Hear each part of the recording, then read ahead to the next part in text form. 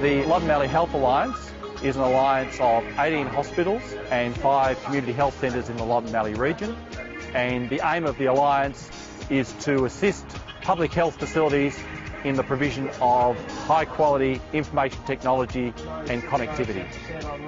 Transferring patients out of any regional hospital actually is a revenue loss to that hospital, because the funding that would have been paid to them by the state government is actually paid to the Metropolitan Hospital, who then delivers the care. By enabling these patients to stay in their local community, not only do we make sure they get better more quickly, but we also make sure that that hospital can receive the funding resources that need to be put into the hospital to keep it operating. The Loddon Mallee Virtual Trauma and Critical Care Unit originated about 4 years ago.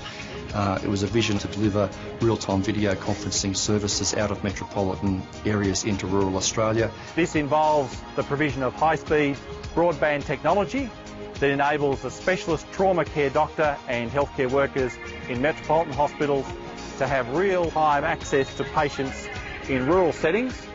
Telstra were a natural to fit into the project because they had just rolled out their next IP network. There was no one else in this area that has the reach that they have. Without seeing the patient or being able to see their x-rays or their results, it's very hard to make a judgment about what the best course of action is. And the default at the moment is to bring the patient here to our unit from the country. Having this resource enables us to see the patient, talk to family, see the x-rays, see the blood tests, talk to the doctors.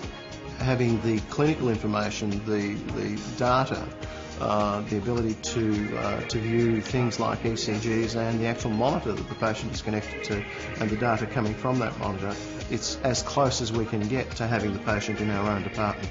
A couple of weeks ago we treated via clinical video conferencing a patient who was experiencing a heart attack. We were able to see in real time that patient's pain diminished by some suggestions in terms of treatment from St Vincent's, and actually see the relief on the face of the doctor at the rural location. He was getting the support that he really needed. There's about $1.25 to $1.5 million per annum spent in this region alone on the cost of taking people from these hospitals to Melbourne. With this technology in place, we'll be able to save at least $550,000 per annum, and that money is sufficient to allow these hospitals to keep this service running at zero cost. Telemedicine is definitely part of the future, because I don't foresee that there'll be a great flood of specialists to the regional areas.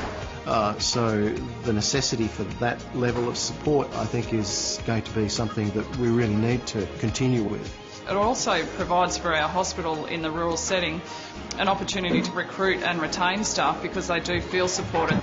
The problems that we face here in Victoria are quite small compared to Queensland, New South Wales and Western Australia. So this sort of technology, if it offers us benefits, offers those states a major opportunity to enhance the way they deliver care in those remote sites.